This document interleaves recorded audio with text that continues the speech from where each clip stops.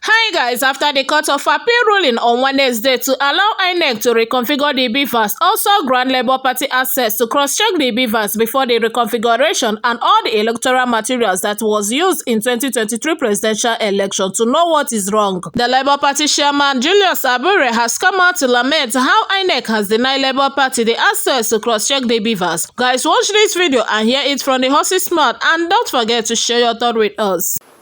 Well, while we generally praise the Court of Appeal for refusing INEC attempts to vary the judgment that allow the party to inspect the materials used for election, our major concern is that aspect where the court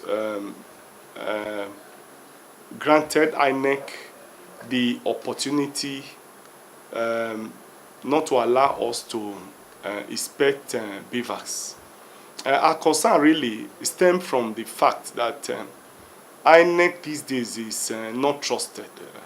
INEC will make one promise from one side of their mouth and then swallow their vomit tomorrow. You recall that in 2019, INEC equally promised that they had a server, only for those servers not to be available when litigants wanted to inspect the server that they said they have.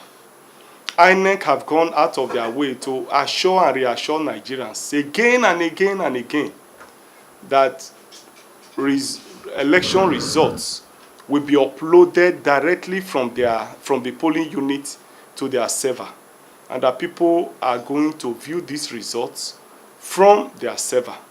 But you could see that when it was time for people to start uploading the results, INEC said they had a technical issue, even where they have explained to Nigerians that they had backup servers that will roll off and begin to work immediately, even where the main server is having a technical issue. So all of this brings us to the point that even though INEC has assured us and the court in their affidavits, a counter affidavit, to say that the records in the BVAS will be saved in their back-end server, we have our doubts, because this is not the first time INEC will be telling us that they have server, they will upload to their server, and so on and so forth. But the court, in their wisdom, have given them that privilege, and you could see that immediately they got that judgment yesterday, they shifted the election. So if they knew they were going to postpone the governorship election for a week, why did they go to court to go and vary the order? There was absolutely no need for it, because one of the reasons they gave to the court was that if they allow us to inspect BVAS, it will definitely affect the timelines for the election. But surprisingly, after getting the court to grant them that request to configure the BVAS, you saw that they immediately shifted the election. So one has a lot of doubts about the truthfulness, about the patriotism, about the character, about the behavior, about the integrity of INEC to do what is right. It is pertinent to put on record that I have always, in all my interviews, go and check, express confidence in INEC. But their behavior and the manner and the way in which they handled the last election have destroyed the confidence completely which I have in INEC. And so let's see what they will do again. Let's see the stories they will come up with tomorrow. Tomorrow is here, it's not far. And I want to say that since that order was made, that we should be given the opportunity to inspect election materials, the INEC have not allowed us access till now. We've not been able to inspect materials. Our lawyers have been going there on a daily basis. Our technical experts have been going there on a daily basis. And we've not been allowed access.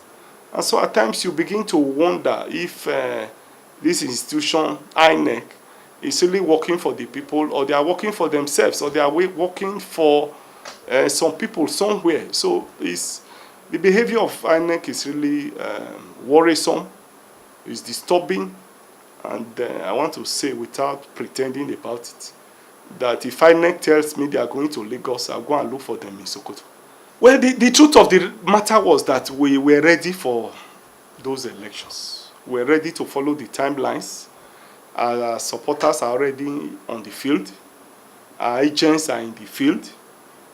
People are in the... We are ready for the elections. But you see, it's INEC who is a law unto itself. When political parties could not upload forms for candidates, INEC said they had a timeline and refused to accede to a political party to grant an extension. When we were to upload polling unit agents and political parties, it's not as if we couldn't even meet up.